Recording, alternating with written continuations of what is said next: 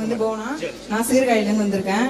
நான் என்ன கேள்வி கேட்க போறேன்னா, இப்போ வந்து இந்துக்கள் வந்து கலரா ட்ரெஸ் போட்டுக்கிறாங்க, நகலா போட்டுக்கிறாங்க, வெளில ஃப்ரீ பேடா வராங்க. முஸ்லீம்லாம் வந்து அழகா புடவெல்லாம் கட்டிக்கிறாங்க, நகலா போட்டுக்கிறாங்க. அது வந்து முஸ்லீம்ல வந்து ஏன் புர்கா தான் போட்டுட்டு வெளில வரணும்னு சொல்றீங்க? வந்து பெண்களை வந்து புர்கா தான் போட்டுட்டு வரணும் என்ன அடிமைப்படுத்துறீங்கன்னு கேக்குறேன். அதுக்கு வந்து அடுத்த சொல்லுங்க.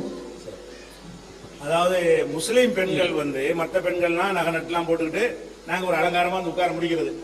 முஸ்லீம் பெண்கள் வந்து ஏன் அந்த புர்காவை போட்டு மறைத்து கொண்டு வருகிறார்கள்? அதான கேள்வி. இது ஒரு பரவலாக எல்லா மக்களுக்கு இருக்கிற ஒரு சந்தேகம் தான். ஏன்னா நீங்க பாக்குறீங்க முஸ்லீம் பெண்கள் மாத்திரம் அவங்க ஒரு கருப்பு துணியில ஒரு ஆடையை போட்டு மறைத்து கொண்டு அவங்க வர்றாங்க, மற்றவங்க எல்லாம் அப்படி இல்லாம இருக்கிறாங்க. இது அவங்களை வந்து ஒரு அடிமைப்படுத்துற மாதிரி இருக்குது, அவங்க உரிமையை பறிக்கிற மாதிரி இருக்குங்கிறது ஒரு முக்கியமான கேள்வி. இப்ப ஃபர்ஸ்ட் நம்ம விளங்கிக்கிறேன், ஒருத்தருடைய உரிமை என்பது என்னங்கிறது விளங்கிக்கணும். அது போக இஸ்லாம் சொல்லக்கூடிய புர்கா சட்டம் என்பதை முதல்ல விளங்கிக்கணும். இஸ்லாம் சொல்ற சட்டம் என்னன்னு கேட்டா, ஒரு கருப்பு கடலை எல்லாம் போட்டு இருக்காங்கல்ல, இப்படிதான் போகணும்னு இஸ்லாமிய சட்டம் கிடையாது. இஸ்லாம் என்ன சொல்லுதுன்னு கேட்டா, பெண்கள் உங்க வீட்டுக்குள்ள அண்ணன் தம்பி மாமா அந்த மாதிரியான ஒரு ரத்த சம்பந்தம் இருப்பாங்கல்ல, அவங்களோட இப்படி நடந்துக்குங்க. அவங்களோட இருக்கும்போது எல்லாத்தையும் மறைச்சிட்டு இருக்க தேவையில்லை. ஒரு சாதாரண ஒரு உடையில என்ன செய்யுங்க, கணவன் முன்னாடி, அண்ணனுக்கு முன்னாடி, தகப்பனுக்கு முன்னாடி, மகனுக்கு முன்னாடி எல்லாம் ஒரு பெண்கள் வந்து இயல்பாக இருந்து கொள்ளலாம்.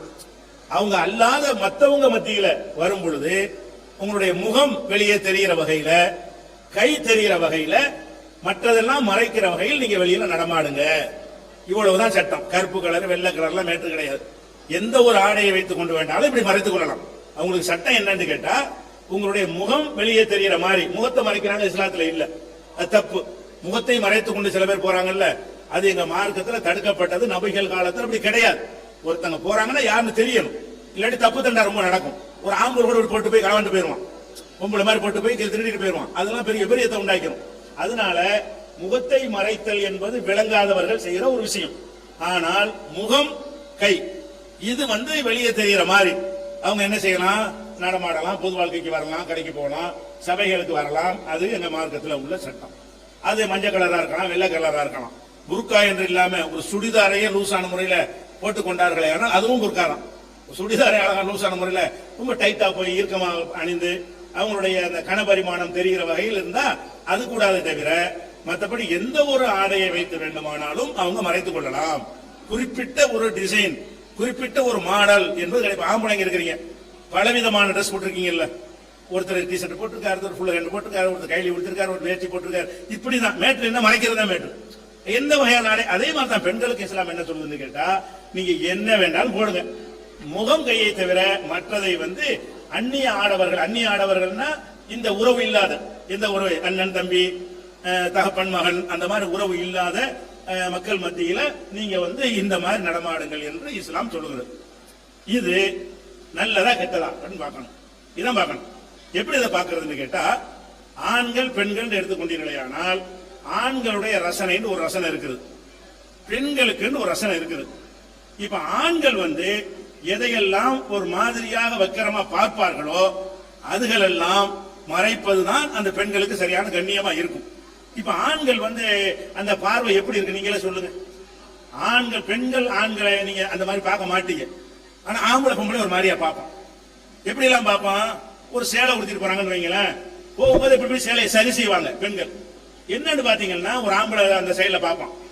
எதனால அப்படி பண்றாங்க, ஒரு ஆம்பளுடைய பார்வை வந்து வேற மாதிரி படுதுன்னு என்ன செய்வாங்க, தங்களை சுதாரித்துக் கொண்டு அவங்க செய்யறாங்க. அப்போ ஒரு ஆம்பளை வந்து என்ன செய்யறான்னு கேட்டா, பெண்களுடைய அவயவங்களை பார்த்து தன் மனைவி இல்லாம இருந்தும் கூட அதை ரசிக்கக்கூடியவனாக அதிகமானவர்கள் இருக்கிறார்கள். கொஞ்சம் பேர் விதிவிலக்கா இருப்பாங்க, அதிகமானவர்கள் இந்த மாதிரி தான் என்ன செய்யறாங்க, இருக்கிறாங்க. இதை வந்து நீங்க இப்போ நீங்க பார்க்கலாம். சினிமாக்கள்லாம் எடுக்கிறாங்க, சினிமாக்கள்ல வந்து பெண்களையும் காட்டுறான், ஆண்களையும் காட்டுறான். ஆண்களை வந்து பேண்ட் போட்டு சட்டை போட்டு காட்டுவோம். கதாநாயகன் எப்படி இருப்பாரு, ஃபுல் பேண்ட் போட்டிருப்பாரு, அப்ப ஒரு சட்டையும் முழுசா போட்டிருப்பாரு. பொம்பளை எப்படி காட்டுவான்னு கேட்டா, அவளுக்கு தொப்புள் தெரியணும், தொட தெரியணும். ரெண்டு பேரும் ஒரு மனிதர்கள். ஆம்பளை எப்படி காட்டுறான்னு கேட்டா, முழு உடலோட காட்டுறான் அவனை. அந்த ஆம்பளைக்கு மூஞ்சி மட்டும்தான் தெரியுது, பெரும்பாலும் மூஞ்சி மட்டும்தான் தெரிகிறது, கை தெரிகிறது. பாக்கி எல்லாத்தையும் மறைச்சிட்டு கோட் சூட் போட்டு என்ன செய்யறாரு, கதாநாயகன் வர்றாரு. கதாநாயகன் எப்படி வர்றான்னு கேட்டா, மினி கவுன் போட்டு வர்றான். அப்ப தொடையெல்லாம் தெரியுது, நடுவுல தொப்புலாம் தெரிகிறது. இறுக்கமான ஒரு ஆடையை போட்டுக்கொண்டு என்ன செய்கிறா, வருகிறா, முதுகு பக்கம்லாம் தெரிகிறது. இந்த மாதிரி வர்றது வந்து படம் எடுக்கிறான். ஏன் அப்படி எடுக்கிறான்? இப்படி எடுத்தா தான் ஆம்பளைங்க வருவாங்கன்னு எடுக்கிறான். எதுக்கு எடுக்கிறான்? அப்படி உங்களை வச்சு தான் எடுக்கிறான். எதுக்காக எடுக்கிறான்? ஆம்பளைய ஜட்டியோட விட்டா ஒரு பொம்பளை வரமாட்டான், முழுசா போட்டுறாங்க. பொம்பளை இந்த மாதிரி காட்டினா தான் ஆம்பளை வருவானா. எதுக்காக வேண்டி அந்த பொம்பளை அவன் வீட்டு பொம்பளை அப்படி செய்வானா? செய்ய மாட்டாங்கிறான். இந்த நடிகைய கதாநாயகியவோ அல்லது துணை நடிகை என்ன மாதிரி காட்டுறான்னு கேட்டா ஒரு அரைகுறை ஆடையில காட்டுறான். அப்படி காட்டும் பொழுது அந்த படம் வந்து இளைஞர்களால் கவரப்படும், இளைஞர்கள் கூட்டம் பிச்சுக்கிட்டு போகும். அப்ப உங்களுடைய ரசனை விளங்குதா? இந்த சினிமாவை எடுப்பதில் இருந்து இதை காசாக்க முடியுது, அதை காசாக்க முடியல. பொம்பளை தான் அப்படி காட்ட முடியுது. அப்ப பெண்களை ஆண்கள் ரசிக்கிறாங்க போய் தான் அப்படி காட்டுறான். அப்ப அதுல என்ன வழங்கனே? ஓ, இதுல ஒரு நம்மள வந்து நம்ம உடம்போடு மட்டும் நிறுத்திடக்கூடாது, இதை மத்தவன் எப்படி பாக்குறான் அதை வச்சு நம்ம தீர்மானம் பண்ணணும். இதை விட வந்து புளு பிலிம் எடுப்பாங்க, அதாவது நிர்வாண அந்த படம் எடுப்பாங்க. அந்த மாதிரி படங்கள் வந்து அடல்ட்ஸ் ஒன்லின்னு போட்டு தியேட்டர்ல என்ன செய்வாங்க, போடுவாங்க. அந்த படங்களுக்கு பொம்பளை போகவே மாட்டான், ஆம்பளை தான் போறான். இந்த அடல்ட்ஸ் ஒன்லி படம் போடுறான் பாருங்களேன், அந்த படத்தை சினிமாவை யாரு பாப்பான்னு கேட்டீங்கன்னா பொம்பளைங்க யார் வரீங்க, நீங்க நிர்வாணப்பமே நின்றாலும் பொம்பளை ரசிக்க மாட்டாங்க, அவங்க அதெல்லாம் விரும்ப மாட்டாங்க. ஆம்பளை என்ன செய்யறான்னு கேட்டா அந்த மாதிரி படம்னு சொன்னா போய் நிக்கிறான். அப்ப இவனை வந்து கவர் பண்ணுவதற்காக பெண்களை நிர்வாணப்படுத்தி காட்டுறானா இல்லையா? அப்ப இவனுடைய தன்மை என்ன? ஆம்பளை தன்மை இந்த மாதிரி பெண்களை வந்து பார்த்து பார்த்து ரசிக்கிறதுல ஒரு அவனுக்கு ஒரு ஒரு விருப்பம் உள்ளவனாக படைக்கப்பட்டு இருக்கிறான். இதுதான் யதார்த்தமான விஷயம். அதை கவனத்தில் கொண்டு இஸ்லாம் என்ன சொல்லுதுன்னு கேட்டா, நீங்கள் வந்து முகம் தெரிகிறது நியாயம் இருக்குது, கை தெரிய நியாயம் இருக்குது, இதை தவிர மற்றது தெரிவதற்குள்ள நியாயம் என்ன? இப்ப நம்ம நாட்டில் நம்ம எடுத்துக்கிறோம், நாட்டில் மன்மோகன் சிங் பிரதமரா இருந்தார். அவர்கிட்ட நீங்க என்ன பாத்தீங்க? இவ்வளவுதான் பாப்பீங்க, தலைக்கு பெரிய தலப்பா மறைச்சிடுறாரு, இவ்வளவுதான் தெரியும், வெளியில கை தெரியும். இப்படி இருந்த ஒரு பிரதமர் ஆக முடியலையா? என்ன முன்னேற்றத்துக்கு தடையா இருந்துச்சு? அவர் அந்த மாதிரி நீங்க சொல்றீங்க உடம்பெல்லாம் திறந்து இருந்தா தான் அது அடிமைத்தானே இல்லைங்கிறோம். இப்ப மன்மோகன் சிங் இந்த மாதிரி தானே இருந்தாரு, இருந்து கொண்டுதான் படிச்சாரு, இருந்து கொண்டுதான் பொருளாதார மேதையானாரு, இருந்து கொண்டுதான் உலக வங்கியில பணியாற்றினாரு, அப்படி இருந்து கொண்டுதான் நாட்டின் பிரதமர் ஆனாரு. பிரதமர் ஆவதற்கு அந்த உடை தடையாக இருந்ததா? தடையாக இருக்கல. அப்ப அந்த உடையை வந்து முகம் கையை தவிர மற்றதெல்லாம் மறைச்சு இருந்தால் கூட அவர் பிரதமர் ஆக முடிகிறத. சரி, ஒவ்வொரு ஆம்பளையும் எடுத்துக்கிறங்க, கருணாநிதி எடுத்துக்கிறங்க, இப்ப மோடி எடுத்துக்கிறங்க, அப்புறம் வாஜ்பாய் எடுத்துக்கிறங்க, ராகுல் காந்தி, எல்லாருடைய ஆடை என்னவா இருக்கிறது? முழுசா மறைச்சாக தான் இருக்கிறது. அவங்களுடைய முகத்தான் நீங்க பாக்குறீங்க. ஆனா பெண்களை மட்டும் என்ன செய்றீங்கன்னு கேட்டா, அவங்களோட ட்ரெஸ் நம்ம வடிவமைத்து வச்சிருக்கிறோம், நடுவுல உங்களுக்கு தெரியணும்னு வச்சிருக்கோம். நீங்க ஒரு ட்ரெஸ் பெண்களுக்கு அறிமுகப்படுத்துறீங்க, தெரியும் போது இந்த தொப்புடு வயிறு தெரியறதுக்கு என்ன மாட்டிக்கிட்டா என்ன செய்வான்? கூட்டமா இருக்கும்போது உங்களை காப்பாத்திட்டு போயிருவீங்க.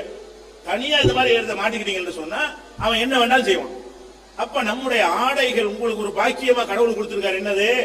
ஆண்களை ஈர்க்கக்கூடிய ஒரு பாக்கியம் பெண்கள் தான் இருக்கு, ஆம்பளையிட பெருசா ஒண்ணும் கிடையாது.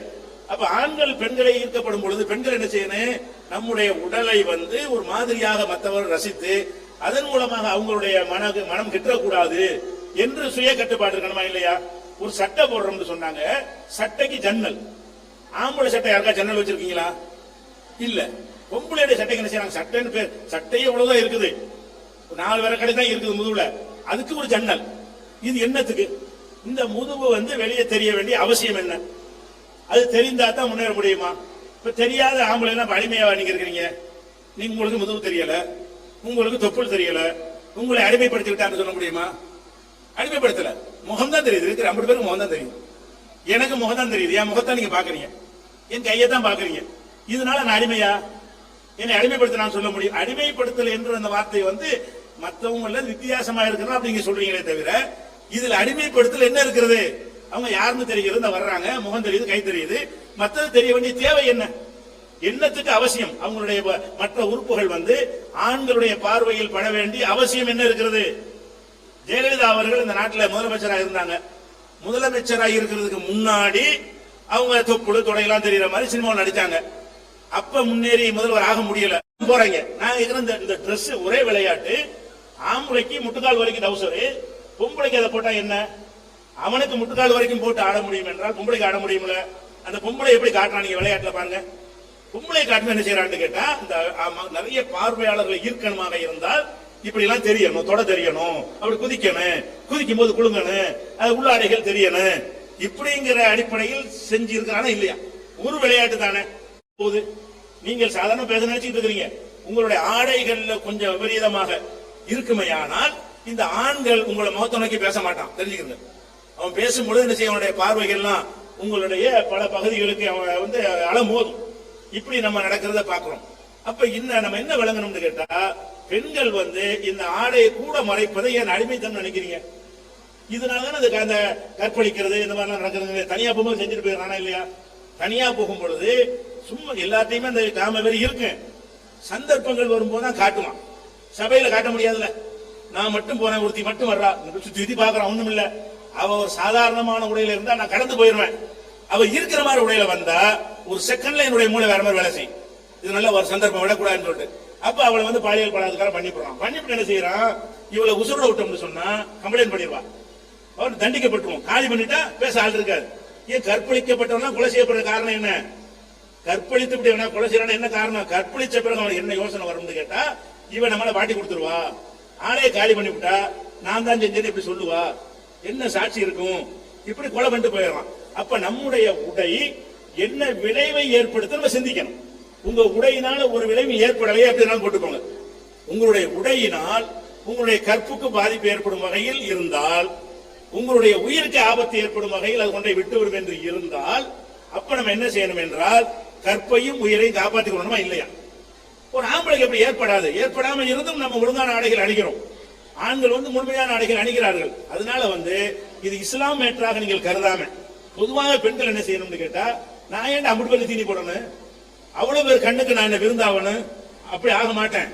நான் ஒரு சுய ஒரு மரியாதை ஒரு மனுஷியா தான் நான் இருப்பேன் அப்படின்னு நினைப்பவர்களாக இருந்தால், உங்கள் முகம் கையை மட்டும் வைத்து அவங்களோட உறவாடுங்கள், பேசுங்கள். அதை வைத்து எந்த காரியத்தையும் சாதிக்கலாம். பரீட்சை எழுதலாம், மார்க் எழுதலாம், இன்று உள்ள பதில் சொல்லலாம், எந்த ஒரு கண்டுபிடிப்பு செய்யலாம், எது வேணாலும் செய்யலாம். அதற்கு நீங்கள் மார்க் எடுப்பதற்கு வைத்த காட்டணுங்கிற என்ன அவசியம்? மார்க் எடுப்பதற்கு முதுவை காட்ட வேண்டிய தேவை என்ன இருக்கிறது? மார்க் எடுப்பதற்காக துடை தெரிய வேண்டிய அவசியம் என்ன இருக்கிறது? முன்னேற்றத்துக்கு எந்த ஒரு சம்பந்தம் அது இல்லை. அப்ப பெண்கள் வந்து நம்ம என்ன செய்யணும்னு கேட்டா, நம்ம விஷயம் மட்டும் நீங்க நினைக்கிறீங்க, அப்படி நினைக்க கூடாது. எங்கள் விஷயம் அடங்கி இருக்கிறது. நீங்கள் அணிகிற ஆடையில ஆண்களாகிய எங்களுடைய விஷயம் அடங்கி இருக்கிறது. அப்ப ஒருத்தரைய விஷயத்தினால உங்களுடைய ஆடையினால இருக்கிற ஆண்கள் சரணப்படுவார்களே ஆனால் என்ன நடக்கும்? கட்டிய கொண்டாடி ஓடி திரியலாம். அதுக்கெல்லாம் என்ன காரணம்? நம்ம ஒரு கண்ட்ரோலா இருந்துட்டா அதான் இருக்கிறாங்க. பள்ளிக்கூடத்துல படிப்பை சொல்லி தருகிற ஆசிரியர்களை பொம்பளைக்கு இப்படி ட்ரெஸ் நிர்ணயிக்கிறாங்க. பொம்பளைக்கு கம்மியான ட்ரெஸ், ஆம்பளைக்கு ஜாஸ்தியான ட்ரெஸ். கிரிக்கெட்ல அப்படி தீர்மானிக்கிறாங்க, டென்னிஸ்ல அப்படி தீர்மானிக்கிறாங்க. எல்லா விதமான போட்டிகளை என்ன செய்யறாங்க, பெண்களுக்கு குறைந்த ஆடை, ஆண்களுக்கு நிறைந்த ஆடை என்று சொல்லி ஒரு விஷயத்தை பாக்குறாங்க. இப்படி எல்லா பக்கத்திலும் இந்த கருத்து பரவும் பொழுது நம்ம மாற்றமான ஒன்று வித்தியாசமா தெரியும். அப்படி பார்க்காம அறிவு கொண்டு சிந்திக்கணும். இது சரியா, அது சரியா, எது சரியான முறை அப்படி சிந்திச்சு பாத்தீங்கன்னு சொன்னா, பெண்கள் வந்து நீங்க இன்னும் கொஞ்சம் கூடுதல் கவனமா தான் இருக்கணுங்கிறதா. இது பெண்ணடிமைத்தனம்லாம் கிடையாது. இதுல படிக்க வயசுல படிக்க வேணாம்னு சொல்லுதா, அல்லது சிந்திக்க வேணாம்னு சொல்லுதா, உரிமைகளை பறிக்குதா, புருஷனை தேர்ந்தெடுக்க உரிமை கூட பெண்களுக்கு இருக்குது. ஒரு பெண்ணுடைய சம்மதம் இல்லாம கல்யாணம் பண்ண முடியாது. கல்யாண சபையில வச்சு நாங்கெல்லாம் கேட்போம், நீங்க அடிமைப்படுத்தி நீங்க சொல்றீங்க, கல்யாணம் பண்ற முடிவு எடுத்து என்ன செய்வாங்கன்னு கேட்டா, சபையில வச்சு கேட்பாங்க, கையெழுத்து போடுறியான்னு. மாட்டேன்னா கல்யாணம் செல்லாது, பண்ணி கொடுக்க மாட்டோம். அந்த பெண்ணு மாட்டேன்ட்டால்னா அந்த பெண்ணுக்கு பிடிக்காத ஒருத்தனை எங்க சமுதாயத்தில் கல்யாணம் பண்ண வைக்க முடியாது. இதுக்கு மேல என்ன உரிமை வேணும்? திருமண வாழ்க்கையை தேர்ந்தெடுக்கிற உரிமை, படிக்கிற உரிமை, சிந்திக்கிற உரிமை, எல்லா உரிமையும் இருக்கிறது. அதுக்கு இந்த பொறுக்காங்கிறது காரணம் காட்டக்கூடாது. அது வந்து உரிமையை பறிக்கிற ட்ரெஸ் கிடையாது. அதுல வந்து தெளிவாக்கணும். முகத்தை மறைத்தல் சொன்னா அது பிற்போக்குத்தனம், அது மட்டும் மார்க்கு தடை இருக்கு. அது வைக்கிறது. இதுல இஸ்லாம் பெண்களின் உரிமையை பறிக்கிறதாண்டு ஒரு புத்தகத்துல விரிவாக இதை பத்தி எழுதியிருக்கிறோம். அந்த புத்தகம் கொடுத்துருக்கோம்.